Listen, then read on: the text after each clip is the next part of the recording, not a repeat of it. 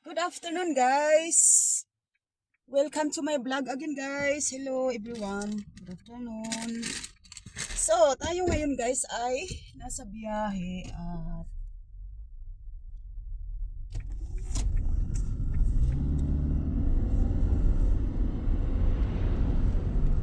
tayo ngayon ay nasa biyahe at I am showing you the very heavy foggy afternoon.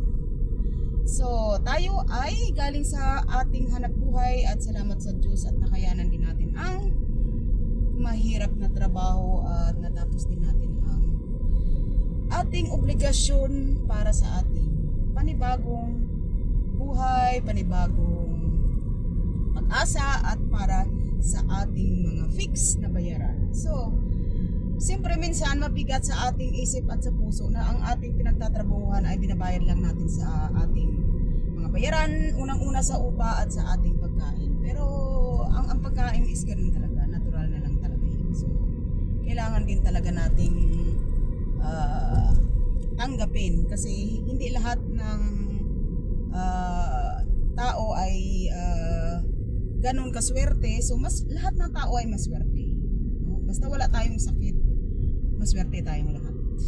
May pera man o wala, basta maswerte tayong lahat. Basta tayo ay wala lang sakit. Kasi meron tayong lakas para maghanap buhay at kumita ng para tayo ay may makain. So, ganun talaga guys. Yung mga mayaman is siyempre talagang doble ang bonus nila galing sa taas. Dahil meron siguro silang nagawang maganda sa kapwa. Kaya naging mas lalo silang blessed sa kanilang buhay. So, kaya ayun ang ating tanggap na rin natin. Siyempre, ako tanggap ko na rin na talagang ganun ang buhay. No? Minsan, may oras na naisip natin, bakit hindi ako kasing yaman ni Manny Pacquiao? At bakit hindi ako kasing yaman ni Chris Aquino? At bakit hindi ako kasing yaman ni Ivana Alawi?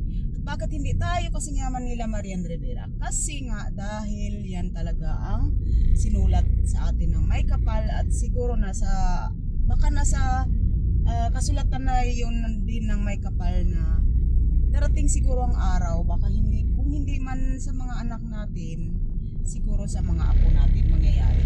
So, kasi isa lang naman ang dinadasal natin yung magiging maganda ang ating buhay at buhay ng ating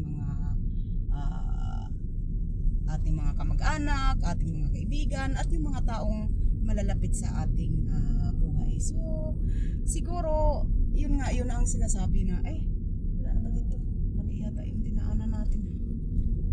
So ayan guys, as you can see, yung nasa right side natin is wala na yata tayo dito madaan. So mali yata yung ating nadaanan, puro mga private dito. So yun guys, napakakapal ng fog, the foggy afternoon. Ayan ang fog na maambon na hapon. So maaliwalas ang kanilang lugar dito, tahimik. Ayun guys, ayan ang garden grapes. So left hand side. So ayan ang gold, ayan guys, ang gold. Ayan ang gold na kahoy. Ayan ang gold. So ayan ang gold. Kaya binabagalan ko para makita ninyo ang kulay ng mga kahoy na. Yan ang gusto ko kaninang ipakita. Sabi ko ipapakita ko yung mga natitirang gold na kahoy kasi hindi pa naman nahuli ang lahat. Kaya lang kasi napaka-foggy afternoon ngayon, so hindi malinaw. Pero at least nakikita nyo. Pero mo ay ngayon ay alas 12 ng tanghali, 12 PM and 33 minutes. Pero tingnan nyo, napakakapal ng ambon. So sana yung dadaanan natin. So ayan guys, grabe yung mga bahay dito sa taas. Sila tahimik at hindi tahimik yung kanilang lugar. Ayan talagang lapad guys. Ayan, so napakalapad ng kanilang grabe ang kapal. Tingnan pansin nyo, usok. Hindi pala usok. Ayan guys, ayan ang gold na kahoy. Ayan, gold na gold. So ayan, gold na gold. Kaya lang hindi siya malinaw kasi nga Dahil nga, ayan guys, diba? Gold na gold. Oh. Ayan. Kaya lang hindi lang talaga siya malinaw. Dahil, ayan guys, sa right side natin, gold na gold ang kahoy. Ayan. So, dahil nga sa makapal na ambon, parang, Diyos ko, kanina parang nisip ko, para talaga siyang uso. Kasi nga, makikita mo talaga na, yung makapal, yung pala, puro kahoy lang, Diyos ko, grabe. Ganun pala yung niya, parang, kapag makapal ang ambon, grabe. Parang, pag nakita mo, parang makapal na uso. Parang, ayan yung mga bahay nila, grabe. So, ayan. So, yan ang wine garden sa right side. So, grabe yung mga bahay dito. Mga talagang makikita mo puro mga malalapad ang kanilang mga lupain, ang kanilang taniman. So, very nice, very nice, very nice, very nice, very nice. So, ayan guys, gold na naman. Gold na kahoy. Ayan, natatabunan lang naman. Sa bagay, wala na rin mga unti-unti na rin nawawala yung kanilang ang kanilang dahon. So, wala na tayong madiretsuhan dito. So, balik na tayo kasi ayan. The last house. The last house na yan. Wala na tayo meron ba bang daanan doon? Wala na rin daanan doon. Private na yun eh. So, balik na lang tayo kasi ganun talaga. Wala nang kalsada yata doon. So balik na lang tayo. Balik na lang tayo.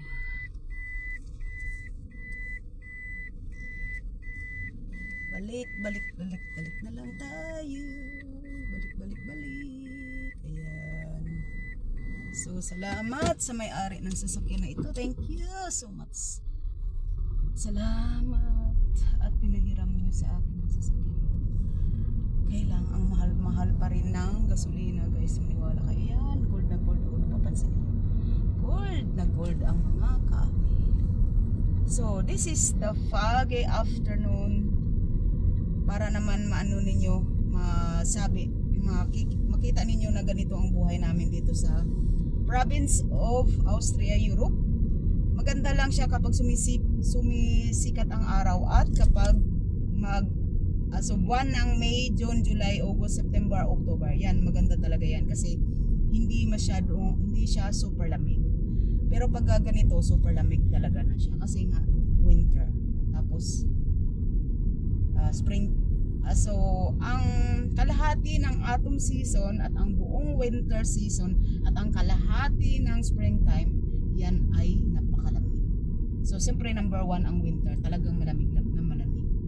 -°C. Pero ang kalahati ng springtime at ang kalahati ng autumn season is hanggang 18°C.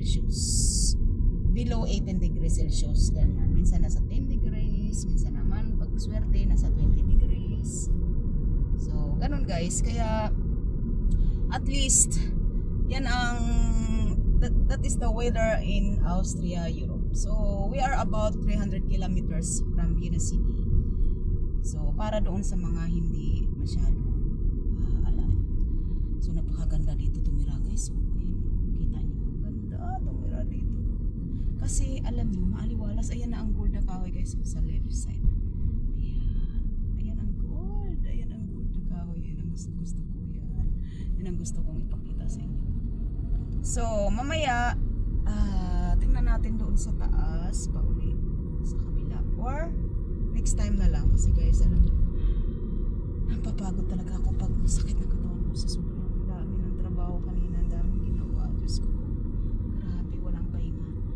6 na oras, trabaho, grabe, walang katapusan. So, grabe, kaya nga, dito kasi sa abroad, kahit sa ang abroad naman, kahit dito sa Europe, sa Germany, Austria, sa Switzerland, basta pag nasa trabaho ka or sa Japan at saka sa Korea, saka sa Amerika, basta pag nagtrabaho ka, ang 8 hours na yan is talagang busy ka. So mayroon namang mga kind of work na hindi naman ganun ka stricto ang may-ari. So kahit na kausapin mo yung kasamahan mo, okay lang. Pero sa ibang trabaho kasi, hindi ko pwedeng ano, mag-relax. Kailangan talaga lagi kang busy dahil ayun ang gusto ng may-ari na ayaw nila makita na ang mga trabahador binabayaran nila na walang ginagawa. So, busy ka talaga dapat lahat. Meron kang ano, kumbaga nakikisama ka, meron kang tutulungan mo, yung iba na kailangan nila ng tulong. So yun guys, as you can see, this is the weather if foggy moment or foggy time. So ganito talaga ang buhay. Hindi siya ganun ka, hindi magkaiba sila sa Pilipinas.